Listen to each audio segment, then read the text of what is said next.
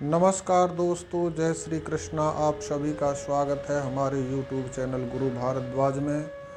आज मैं आपको राशि सीरीज में 8वें नंबर की राशि के बारे में बताने जा रहा हूं कि 8वें नंबर की राशि अर्थात वृश्चिक राशि के क्या स्वभाव होते हैं, क्या इनके वीक पॉइंट होते हैं, क्या इनकी खासियत है, क्या इनके अंदर कमजोरियां हैं। परंतु इस राशि को समझने से पहले हमको ये समझना आवश्यक है कि ज्योतिष शास्त्र ने इस 8वें नंबर की राशि को हमको दर्शन कैसे कराए हैं और इसका रूप क्या है और इस राशि का चक्र में भोग क्या है और इस राशि पर का स्वामी कौन है, इस राशि पर कौन सा ग्रह आकर नीच हो जाता है, कौन सा ग्रह उस पर आकर उच्च का हो जाता है, इस राशि का स्वभाव क्या है और इस राशि का तत्व क्या है। क्योंकि इन चीज़ों को जब हम समझ लेंगे तो वृश्चिक राशि का परिचय समझना हमारे लिए बहुत सहज हो जाएगा। हमको ज़्यादा मेमोरी यूज़ नहीं करनी पड़ेगी, क्योंकि रटी हुई चीज़ कहीं ना कहीं हमारे दिमाग में से स्किप हो जाती है और जब हम किसी चीज़ को समझ लेते हैं तो वो हमारे लिए याद रख पाना वो बहुत सहज हो जाता है। तो सर्वप्रथम हमको ये समझने की आवश्यकता है कि भचक्र में जो वृश्चिक राशि है उसका भोग कितना है।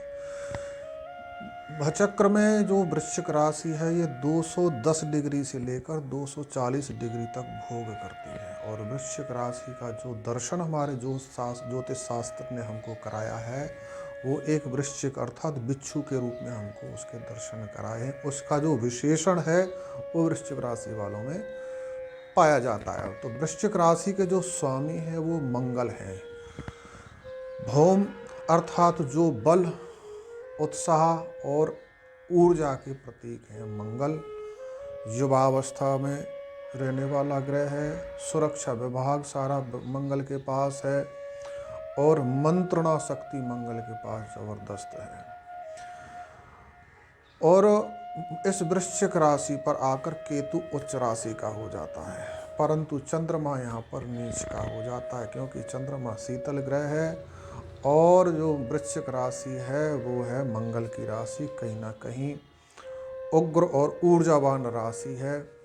इस करके इस राशि पर आकर चंद्रमा 0 डिग्री से लेकर 3 डिग्री तक यहाँ पर नीच का माना जाता है। इस राशि का जो स्वभाव है वो स्थिर है, अर्थात किसी भी काम को करना है तो बहुत टिकाऊ, स्लो एंड सॉलिड तरीके से करना है।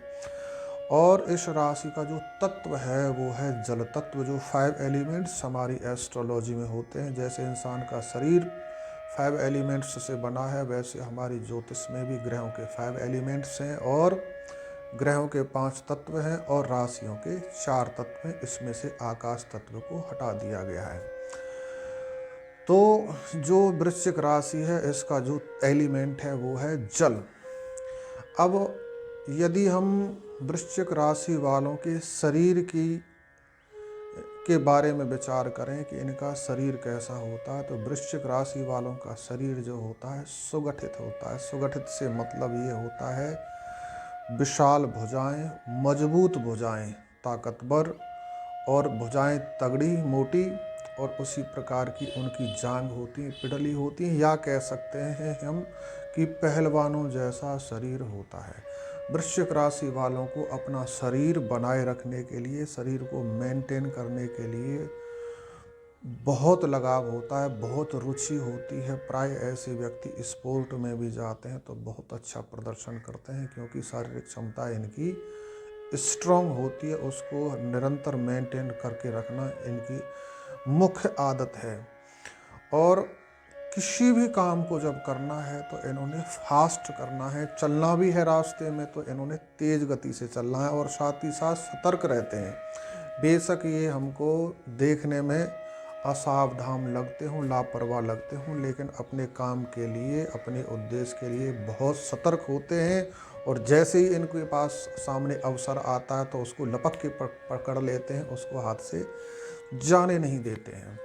तो वे वृश्चिक राशि वालों का मुख्य गुण होता है। परंतु यदि इनके साथ कोई शत्रुता रखता है, वैरभाव रखता है, इनको अपने अधीन करना चाहता है, जो मुख्य गुण है ये किसी की अधीनस्थता, किसी के नीचे रहना पसंद नहीं करते हैं, किसी की गुलामी पसंद नहीं करते हैं। मुख्य गुण है इनका स्वतंत्र रहना।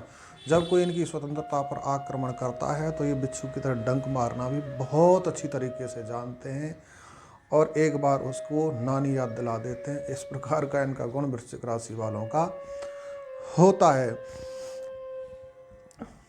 यदि इनके गुण के बारे में बात करें, विशेषता के बारे में बात करें तो ये कुलश्रेष्ठ होते हैं। कुलश्रेष्ठ से तात्पर्य ये होता है परिवार में प्राय ये बड़े होते हैं। यदि बड़े भी ना हों तो इनकी जो योग्यता है, इनकी बात करने की क्षमता है, इनकी परिवार को नियंत्रण में रखने की क्षमता है, जो नेतृत्व करने की क्षमता होती है, उसको देखकर परिवार वाले सभी इनके हाथ में अपनी बागडोर दे देते हैं, अर्थात इनके अधीनस्थ रहना स्वीकार करते हैं स्वेच्छा से। तो ये कुलश्रेष्ठ होते हैं, अर्थात अपने परिवार में इनकी श्रेष्ठ स्थिति होती है। कहीं ना कहीं ये एक मेन परिवार के संचालक के रूप में ये काम करते होते हैं और अपने परिवार का ख्याल भी बहुत अच्छे तरीके से रखते हैं। ऐसी बात नहीं है कि केवल नामात्र के हैं, ये परिवार में जो भी व्यक्ति है उस सबका ख्याल रखने वाले होते हैं। छोटे से छोटे व्यक्ति, बड़े से बड़े व्यक्ति जो परिवार में हैं, अपने कुटुंब में हैं, उनका सबका ख्याल रखने वाले होते हैं। इनको हम परिवार वत्सल भी कह सकते हैं। और एक विशेषता इनके अंदर ये पाई जाती है कि ये दृढ़ निश्चयी होते हैं। किसी भी काम को करने की जब धारणा अपने मन में बना लेते हैं तो उस काम को संपूर्ण करके ही चैन से बैठते होते हैं, निरंतर उसी काम में लगे रहते हैं।